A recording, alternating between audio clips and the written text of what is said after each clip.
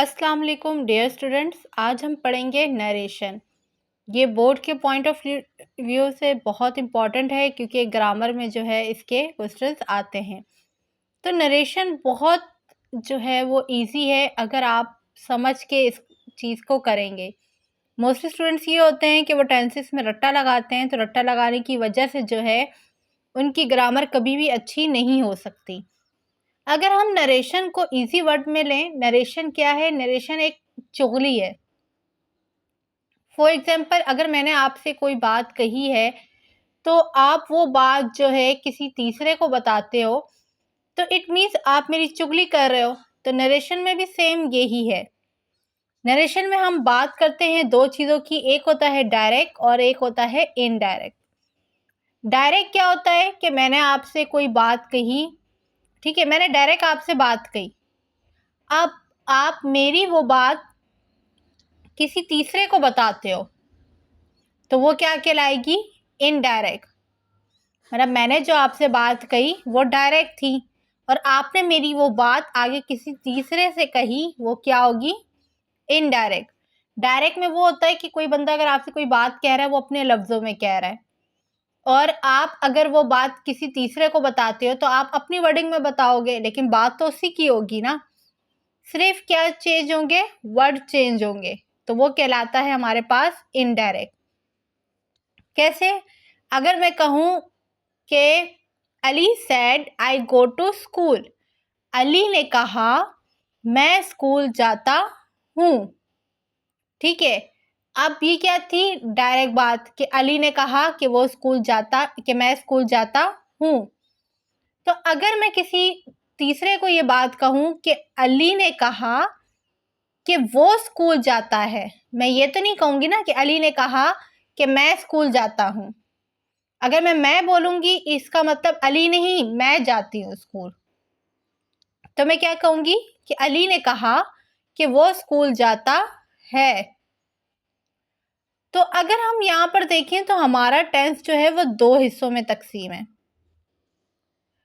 अब जो हमारे पास इन्वर्टेड कॉमास में कोई बात होती है तो वो हमारे पास कहलाती है रिपोर्टेड स्पीच।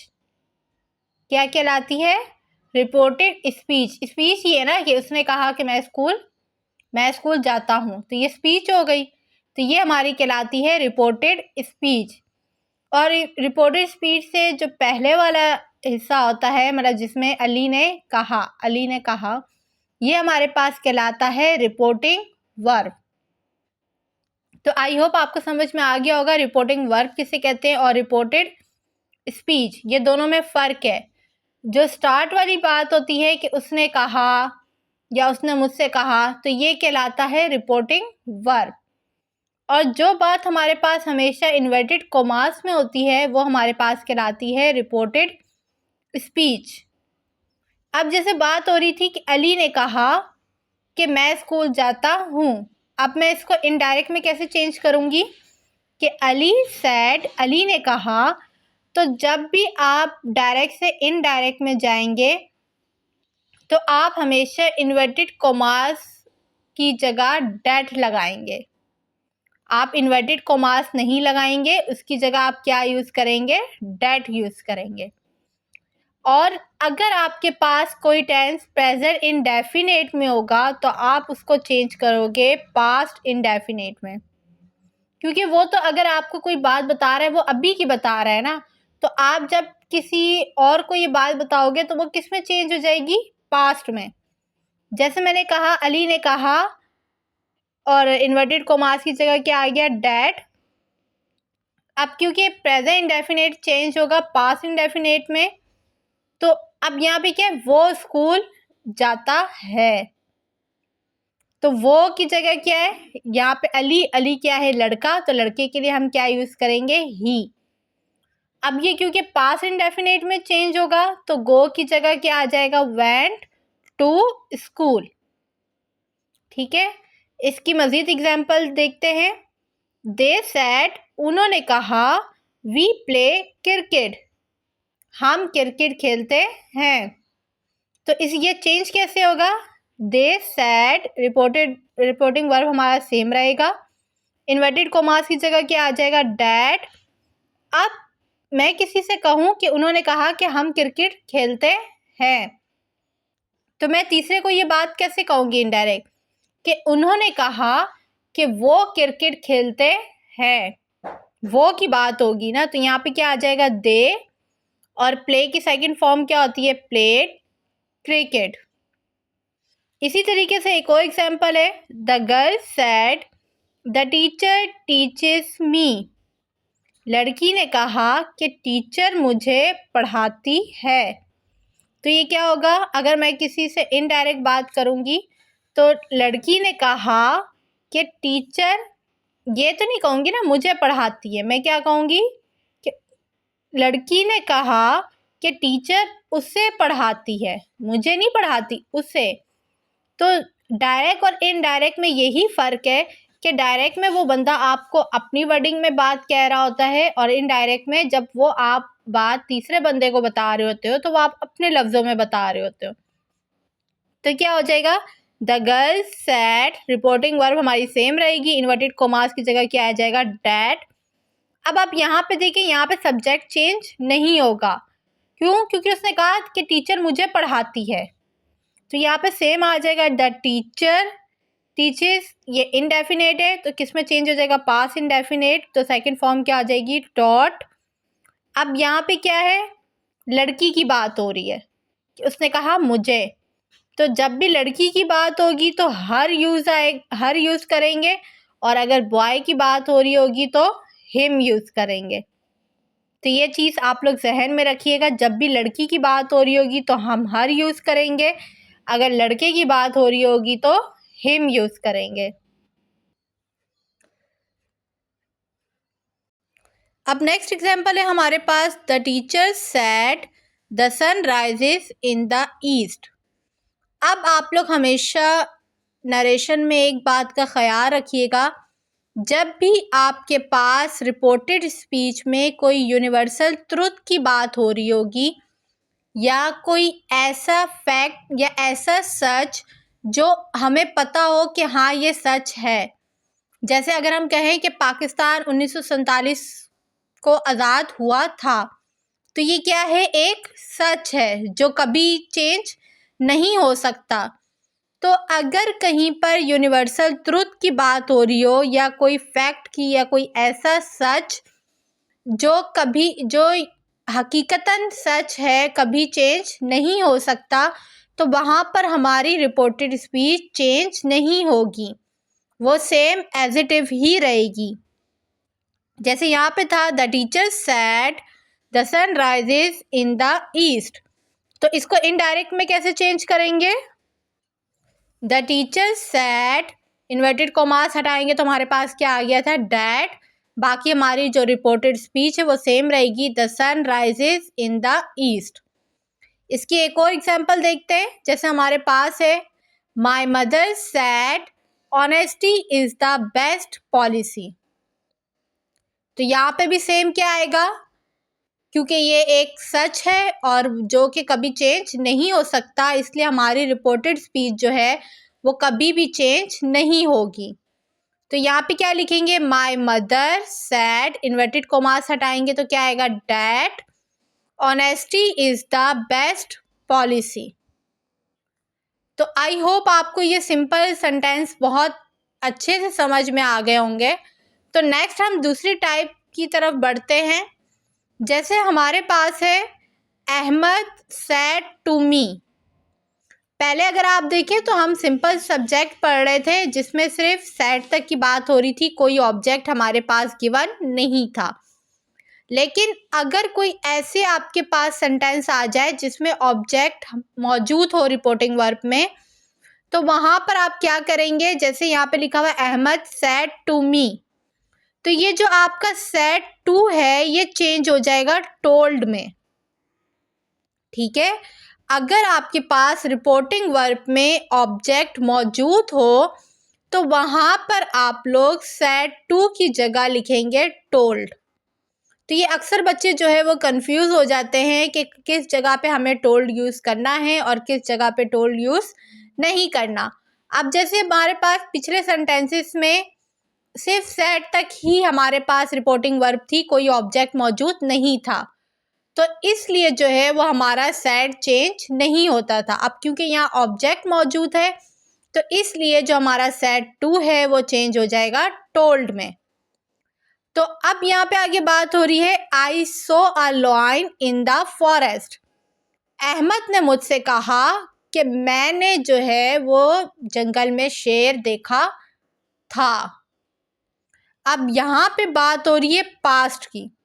इससे पहले जो हम सेंटेंस पढ़ रहे थे वो प्रेजेंट इंडेफिनिट में होते थे और हम उसको चेंज करते थे पास्ट इंडेफिनिट में। अब अगर आपके पास सेंटेंस पास्ट में आ जाए तो फिर आप लोग क्या करेंगे? तो चलिए इसका एक छोटा सा रूल होता है, हम उसको पढ़ते हैं। फॉर एग्जाम्पल आपके पास अगर कोई सेंटेंस आ जाए प्रेजेंट इंडेफिनिट का तो आप उसको चेंज करेंगे पास्ट इंडेफिनिट में, और अगर कोई प्रेजेंट कंटिन्यूअस में आ जाए तो आप उसको चेंज करेंगे पास्ट कंटिन्यूअस में। इसी तरीके से अगर प्रेजेंट परफेक्ट का टेंस होगा तो हम उसको चेंज कर देंगे पास्ट परफेक्ट में। तो आपने जो है वो हर सेंटेंस को, चाहे वो प्रेजेंट में मौजूद हो पास्ट में मौजूद हो, वो जब डायरेक्ट से इनडायरेक्ट में जाएगा तो वो चेंज पास्ट में ही होगा। अगर हम यहाँ पे पास्ट इंडेफिनिट की बात करें, कोई टेंस है आपके पास वो पास्ट इंडेफिनिट में है तो वो चेंज हो जाएगा किसमें? पास्ट परफेक्ट में। इसी तरीके से अगर आपके पास कोई सेंटेंस है पास्ट कंटिन्यूअस में तो वो चेंज हो जाएगा पास्ट परफेक्ट कंटिन्यूअस में। तो चलिए इसकी कुछ एग्जांपल्स देखते हैं कि कैसे सेंटेंस जो है वो चेंज होता है।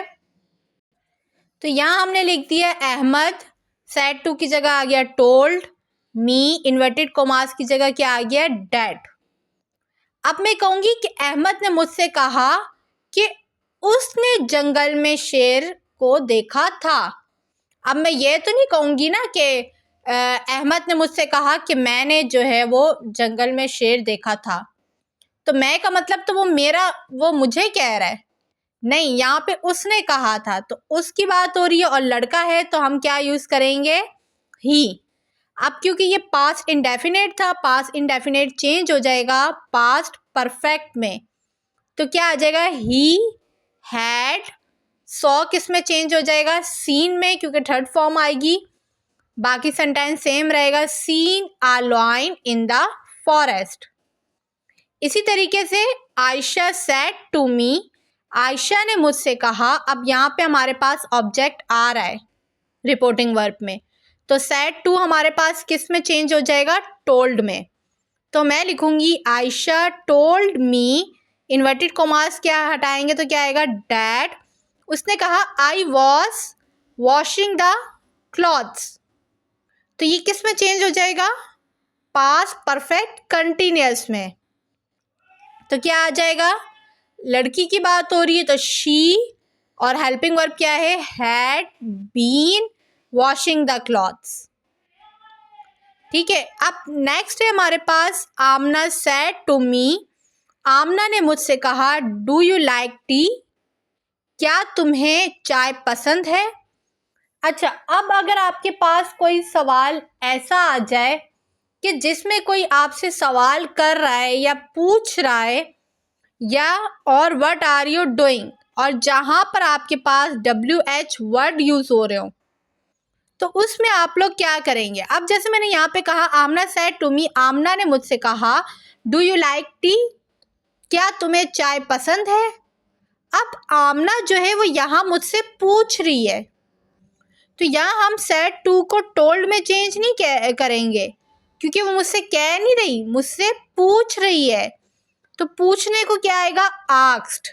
आमना आस्क्ड मी, और यहाँ पे इन्वर्टेड कोमास हटा के हम डैट का यूज नहीं करेंगे। क्यों? क्योंकि यहाँ वो मुझसे सवाल कर रही है। तो ऐसे वर्ड जहाँ पे आपकी रिपोर्टेड स्पीच में आपसे कोई सवाल कर रहा हो या पूछ रहा हो, तो वहाँ पे आप इन्वर्टेड कोमास हटा के इफ या वेदर का यूज करेंगे। और अगर वो सवाल आपके पास WH वर्ड में हो तो वहाँ पे हम इन्वर्टेड कोमास हटाकर कुछ भी नहीं लगाएंगे। ठीक है। तो चलिए इसको डायरेक्ट से इनडायरेक्ट में चेंज करते हैं। तो ये हो जाएगा आमना आस्क्ड और इन्वर्टेड कॉमास हटा तो क्या आएगा, इफ आई लाइक्ड। लाइक किस में चेंज हो जाएगा, लाइक्ड टी। और अगर WH वर्ड होगा तो हम क्या बनाएंगे, Aamna asked what I was doing, कि मैं क्या कर रही हूँ। और कुछ ऐसे वर्ड्स होते हैं जिसको हम डायरेक्ट से जब इनडायरेक्ट में करते हैं तो वो चेंज हो जाते हैं, जैसे है नाउ। नाउ को जब कोई ऐसा सेंटेंस जिसमें नाउ का यूज़ हो रहा होगा और आप उसको इनडायरेक्ट में चेंज करेंगे तो वो चेंज हो जाएगा देन में। इसी तरीके से हेयर, देयर में चेंज हो जाएगा hereafter, thereafter, this, that, these, those, ago, before, thus, so, today, that day, tonight, that night. तो आई होप आपको ये नरेशन का कॉन्सेप्ट बहुत अच्छे से क्लियर हो गया होगा।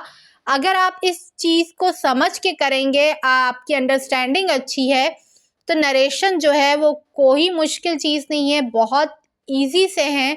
तो आप बहुत अच्छे से इन क्वेश्चंस को जो है वो सॉल्व कर सकते हैं। तो आई होप आपको मेरी वीडियो अच्छी लगी होगी। तो अगर आपको मेरी वीडियो अच्छी लगे प्लीज़ मेरी वीडियो को लाइक, शेयर एंड सब्सक्राइब ज़रूर करिएगा। Thank you. अल्लाह हाफिज़।